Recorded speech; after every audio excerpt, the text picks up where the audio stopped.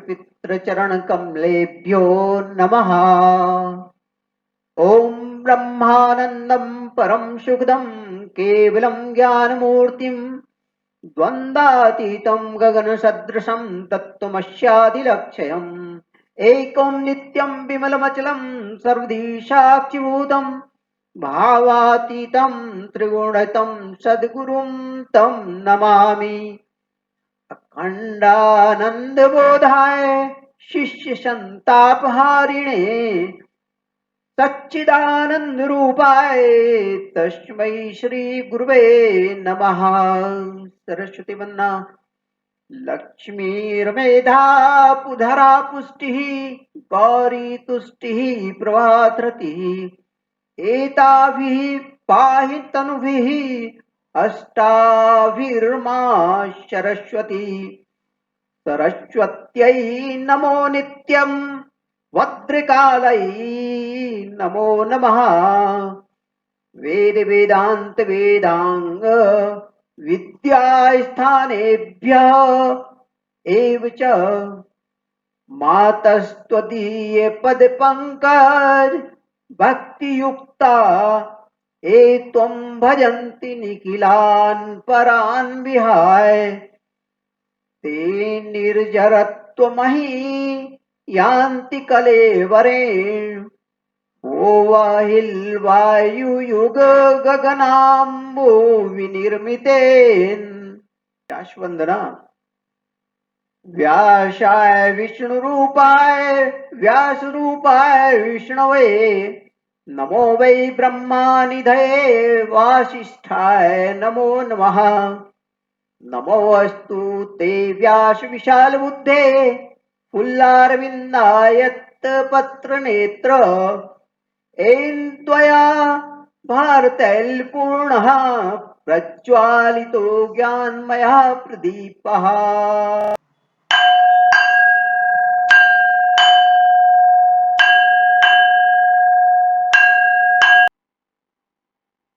ओम श्री परमात्मने नमः।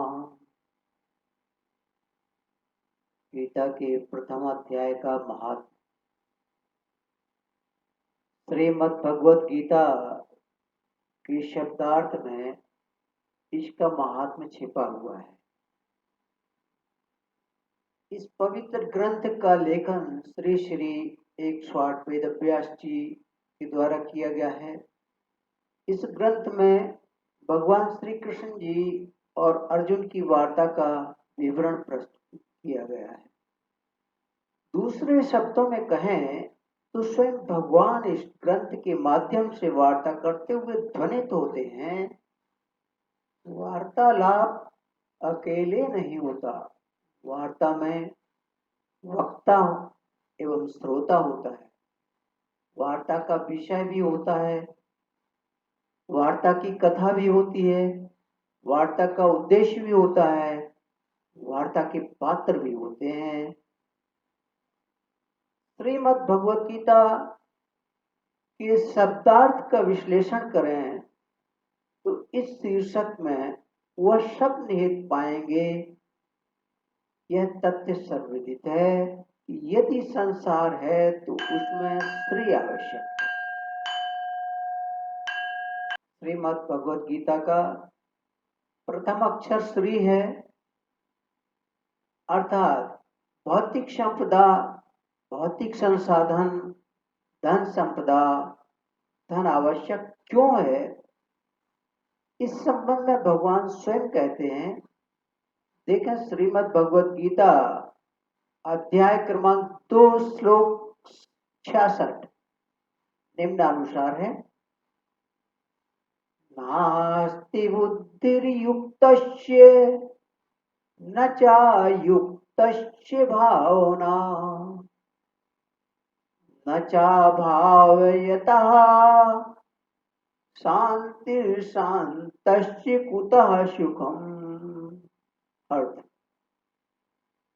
हे अर्जुन, साधन रहित पुरुष के अंतःकरण में श्रेष्ठ बुद्धि नहीं होती है और उस अयुक्त के अंतःकरण में आस्तिक भाव भी नहीं होता है और बिना आस्तिक भाव वाले पुरुष को शांति भी नहीं होती है, फिर शांति रहित पुरुष को सुख कैसे हो सकता है?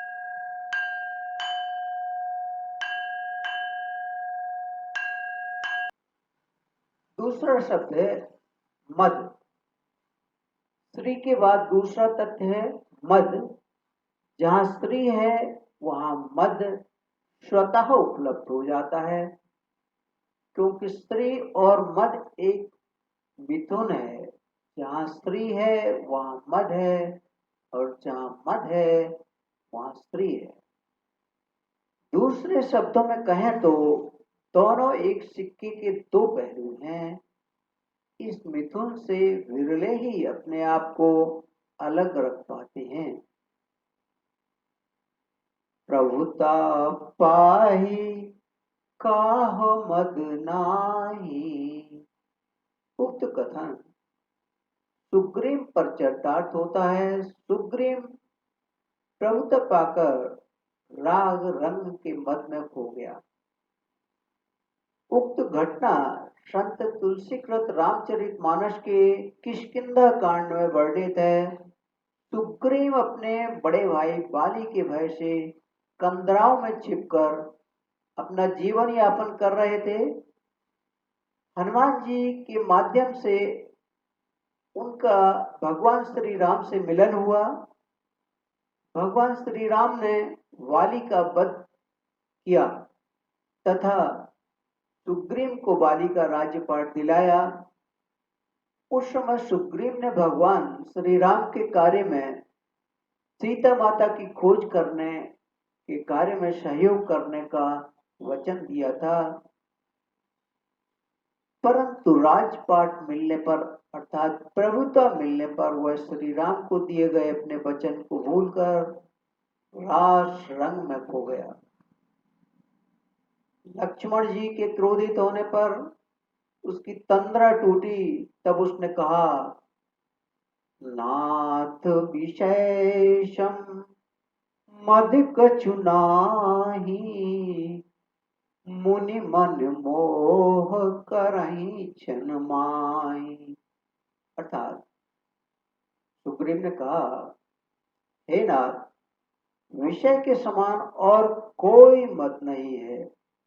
यह मुनियों के मन में भी क्षण मात्र में मोह उत्पन्न कर देता है कि मैं तो विषयी जीव ही ठहरा।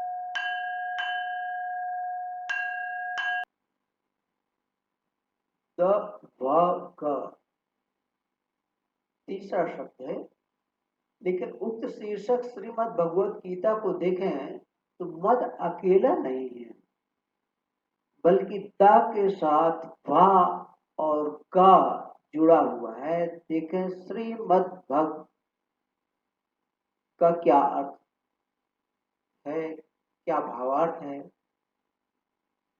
भा भगवान का प्रतीक है।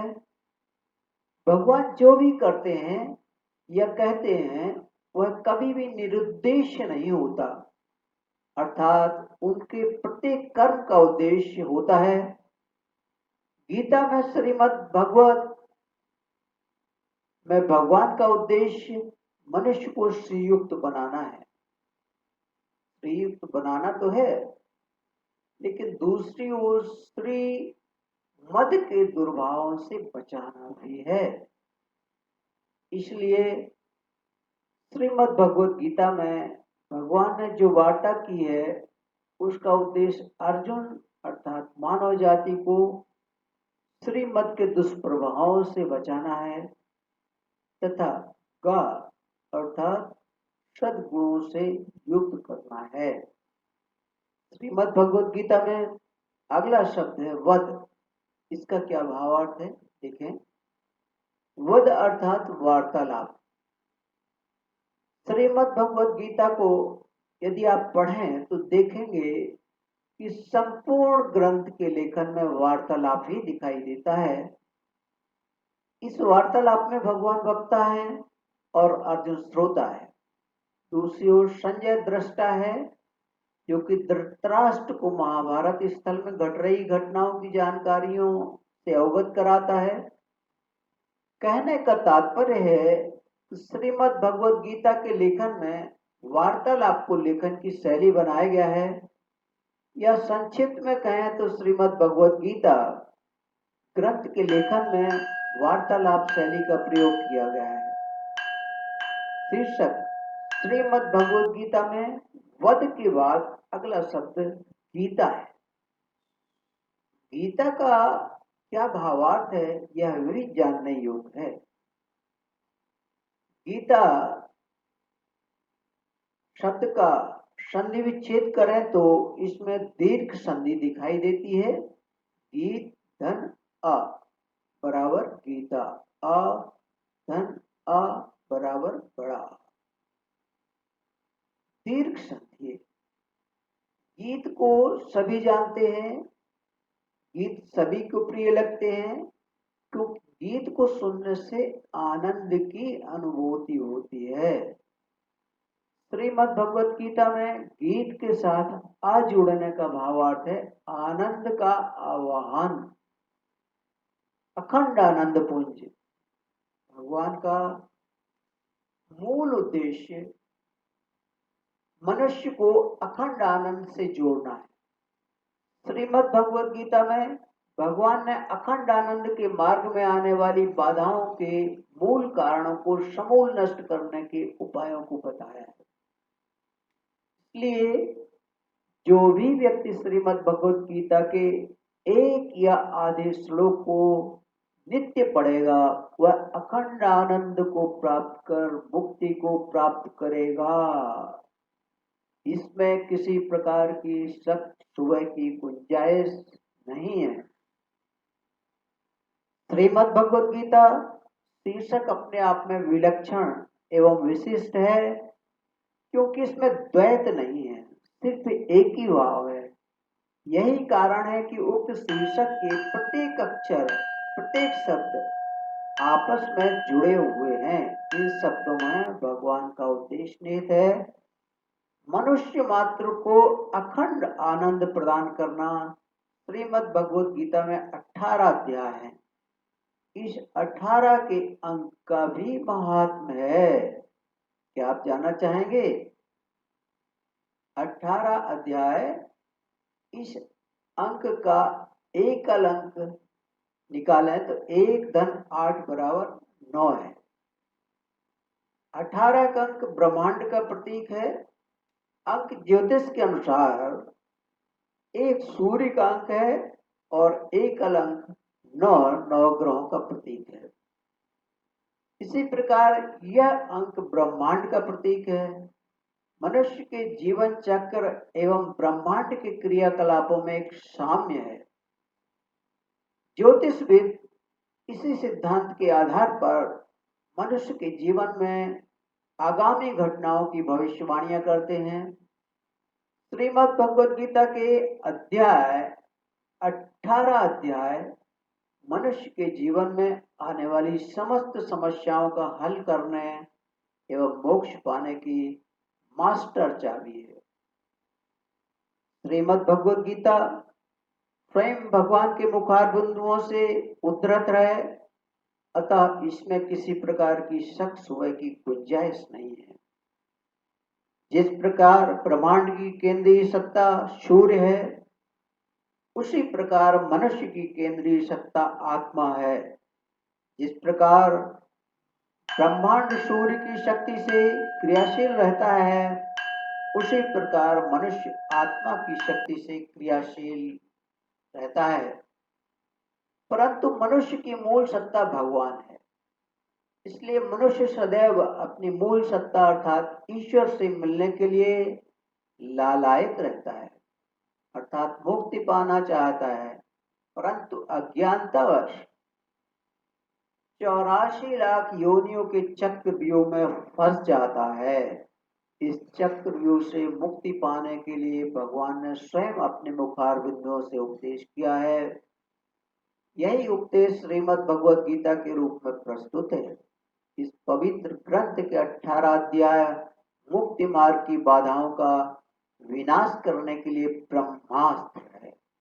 भगवान ने मनुष्य को सृष्टि का राजकुमार बनने का श्रेय दिया है, इसलिए आत्मा के उत्थान के लिए अवसर एवं अस्त्र प्रदान किए हैं, जो कि किसी अन्य जीव को प्राप्त नहीं है। फिर भी मनुष्य अपने जीवन रूपी अवसर को पाकर उसे व्यर्थ गंवाता रहता है, तो वह अनंत काल में वैसे ही पछताएगा जैसे कि मछुआरा मोतियों से भरी पोटली पाकर भी पछताया था। मछुआरे की कथा कुछ इस प्रकार है। एक मछुआरा रात्रि के समय मछली का शिकार करने नदी में गया। अंधेरी रात्रि थी, ठीक से कुछ दिखाई नहीं दे रहा था। शिकारी ने कई बार प्रयास किया परंतु कुछ हाथ नहीं लगा। शिकारी ने अंदाज से बार बार जाल फेंका और जाल को पानी से बाहर खींचा, परंतु अंत में देखा कि उसमें कुछ वजनदार चीज है। टटोला तो जाना यह वजनदार वस्तु मछली नहीं है, परंतु उसमें एक पोटली मिली। पोटली को हाथ से टटोला तो उसमें कुछ कंकड़ पत्थर जैसे समझ में आ रहे थे। क्योंकि अंधेरा होने के कारण कुछ दिखाई नहीं दे रहा था, हार तक कर वह बैठ गया और सवेरा होने का इंतजार करने लगा।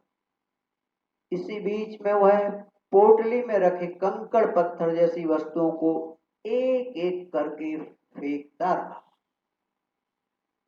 सवेरा हुआ, तब तक वह सभी कथित कंकड़ों को फेंक चुका था। सिर्फ एक कंकड़ शेष बचा था। सूर्य की रोशनी में जब उसने उस कंकड़ को गौर से देखा तो वह अवाक रह गया और अपना सिर धुनने लगा। वह पछता रहा था, काश उसने वे पत्थर फेंकने की बजाय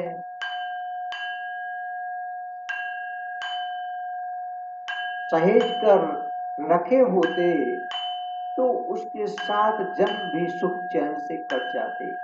क्योंकि वे कंकड़ पत्थर बेशकीमती हीरे थे, परंतु अब पछताने से क्या होगा। लेकिन प्रसन्नता की बात है कि अभी उसके हाथ में एक हीरा तो है। मनुष्य अज्ञानता के अंधकार के कारण अपने जीवन के बेश कीमती हीरे मोती जैसे क्षण व्यर्थ ही गंवाता रहता है। अंत में पछतावा ही होता है। यदि जीवन रहते जब भी ज्ञान की रोशनी मिल जाए तब भी शेष बचे हीरे से कुछ तो संतोष मिल ही सकता है। मनुष्य जीवन अनमोल है।